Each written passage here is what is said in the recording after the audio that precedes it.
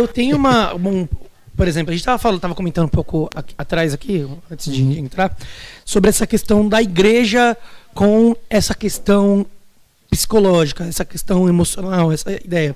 E você até brincou, né, que isso é polêmico, que você já teve até problema com essas ideias aí. E polêmico. Terminar aqui, nós vamos cancelar essa live aqui. Cancela esses meninos. Viu, produção? Depois você apaga essa live aqui. Só os meninos. É isso. É ele que vai pedir. Ele vai falar assim, por favor, apaga essa live. Eu tô com vergonha. Apagaram, né? Apagaram a sua live, né? Apagaram. Então, é que a gente não apaga, não. O máximo que a gente pode fazer, a gente corta a vídeo. Não, aliás, é o momento aqui pra... Venha participar do Cortes do Papo de Amigo. Cortes, Papo de Amigo. Corte rápido, faca, Tramontina. Os meninos é rápido, Essa produção... Os caras estão até aplaudindo, porque foi. O cara foi pontual agora. Rapaz, isso aí. Que produção ligeira. Você viu? Ele tomou energético e ele já ficou alegre. Já acordou de novo. Já ficou animado. Isso aí. Então, dentro de tudo isso, cara, o quanto que isso já te o que atrapalhou isso? Porque eu volto naquele assunto, espiritualizando coisas que não é. Então, por exemplo, o que você pode dizer, para dar exemplo para quem tá chegando aqui, que às vezes tem essa dificuldade, tem às vezes esse pensamento. Sim. Por quê? Vamos lá. Você já atendeu pessoas que até queriam, mas por conta das suas lideranças não ficou meio encoberta a ideia? Sim, não queriam divulgar. Eu vou procurar o Malco, mas Malco, não comenta com ninguém que eu tô fazendo aqui uma terapia com você. Você não comenta. Já aconteceu isso com você? Já, muito. Na verdade, acontece. Eita. Atualmente acontece. Eu atendo pastores, líderes, atendo uma galera, sabe, diversa. E atualmente eu tenho 2 lideranças, até mais lideranças, né? No caso, tem dois pastores e outras lideranças que falam assim: não vou comentar com ninguém do que eu tô fazendo terapia, porque na minha comunidade não é muito bem visto. Isso é pecado. Eu tô fraco, tô em pecado, não tô lendo, não tô junto com Deus, não tô no Espírito Santo. Tem bastante isso, né? E assim, uma crítica que eu faço veemente à igreja. Quando eu digo igreja, é a nossa... De Cristo. Igreja de Cristo. É a nossa comunidade cristã, nossa comunidade evangélica, espiritualmente falando. Nossa comunidade só se preocupou, e não se preocupa tanto como se preocupava antes, só se preocupou com uma formação espiritual. Nós, como indivíduos, como cidadãos do céu, não podemos nos esquecer que somos cidadãos da terra também. E não tem uma formação social que traga uma emancipação, que traga uma elucidação de questões sociais muito importantes. Não tem. E assim, eu tenho uma frase, vamos gerar um corte agora. Vai, coloca o corte aí. Produção, gera um corte. Jeito do corte. Gera um corte e depois um cancelamento pro Malco. Mas vamos lá. Qualquer coisa coloca na minha conta. Jesus amado. O que eu digo? Não é uma frase minha, eu não me lembro o pensador agora que trouxe essa frase, mas é uma frase de um pensador aí, né?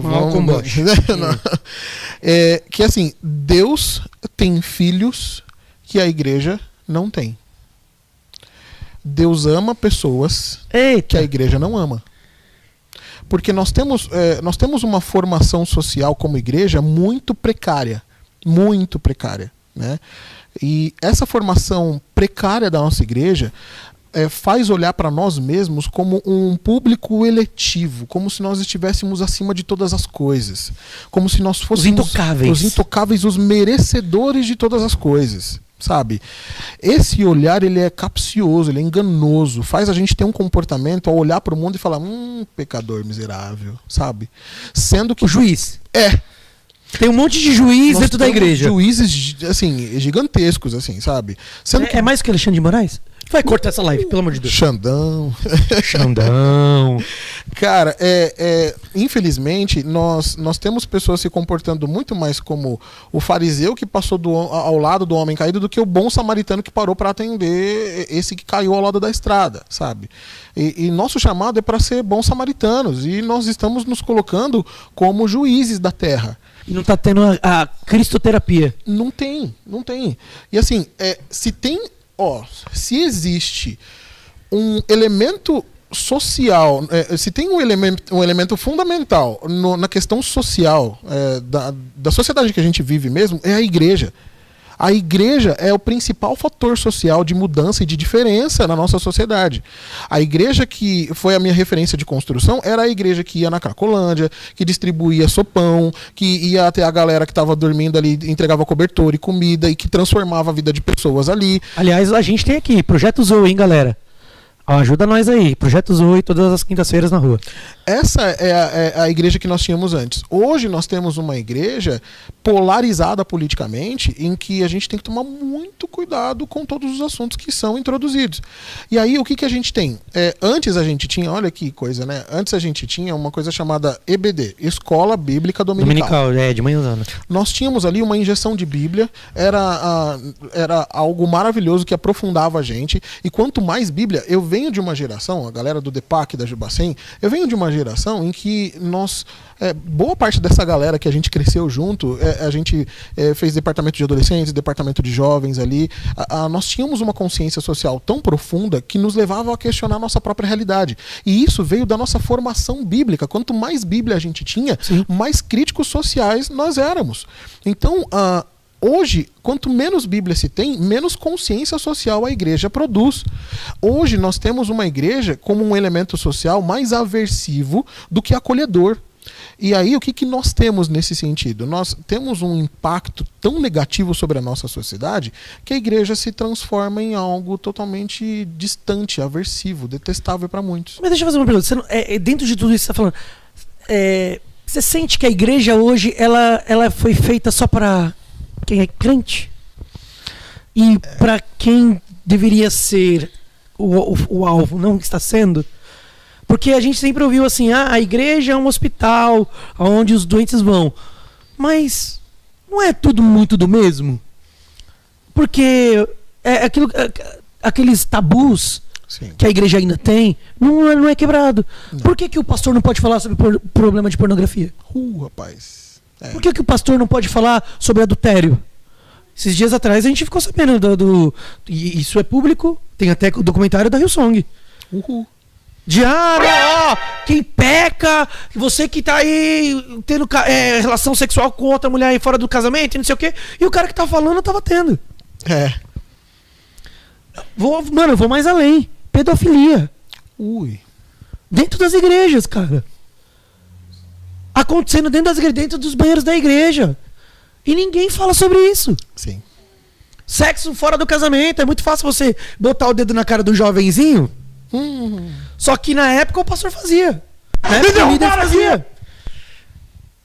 Agora a live, começa a crescer. Ou começa a cair um monte de gente. Porque é verdade. Nessas horas, ninguém quer ouvir a verdade, irmão. Dificilmente. E aí, sabe o que trata? Trata porque eu sei, é difícil a gente falar, olhar para a situação e falar assim, o cara que molestou a criança e não sei o quê, ele molestou, é errado, tal, não sei o quê. Mas o que fez esse cara molestar? Qual que é a história desse cara? Uma coisa que eu gosto muito que a minha esposa fala, a Jaque fala, ela fala assim, um casamento não acaba de um dia pro outro. A gente sempre quando fala que você não faz. Ela sempre fala isso, fala casamento. Então é 50-50, Malcolm. A única diferença, esses dias eu tava conversando isso com a Ju. Eu tava falando isso com a Ju, eu falei assim, Ju, você já percebeu que casal evangélico, casal que conhece a Bíblia e tal, não sei o quê, quando se separa, geralmente é que um teve coragem de fazer errado.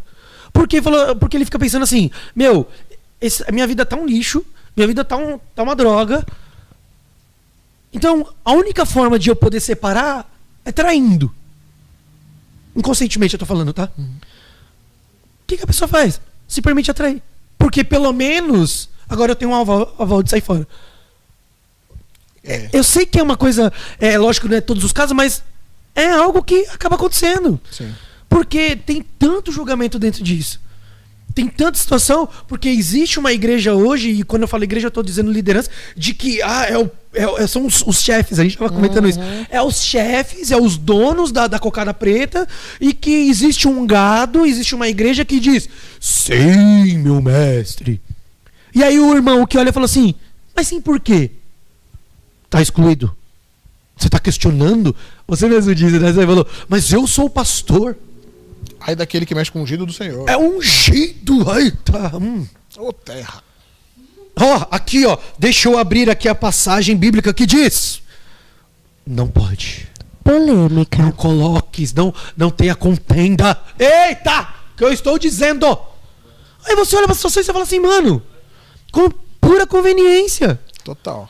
Pura conveniência. Um negócio que... Mano, eu acho que a palavra usa muito. A palavra não. Que muito líder usa. É blasfêmia. O próprio Jesus falou que a blasfêmia é uma. É dizer que algo de Deus é do demônio. Acabou. Essa é a blasfêmia que Jesus fala. Acabou. Aí o cara fala: falei que eu não concordo do pastor. Olha que blasfêmia. Concordo, ele não é um ser humano, eu não posso discordar. E eu não estou dizendo falta de respeito. A autoridade é dele, ele é o pastor, ótimo. Mas eu posso dizer que talvez ele errou? Que ele é um ser humano? Que ele não é um Deus no pedestal? Então não existe muito disso. Muito essa ideia. E quantos hoje não estão morrendo? E aí entra naquilo que você falou. Mano, que frase. Que top. Quantos não estão desigrejados? E são filhos de Deus. Total. Os caras, eles ajudam, eles doam, eles ajudam os necessitados, acreditam em Jesus Cristo, professam mais Jesus Cristo que muita gente, fala de Deus, acredita que um dia só não tá mais indo pra igreja porque não acredita mais na instituição.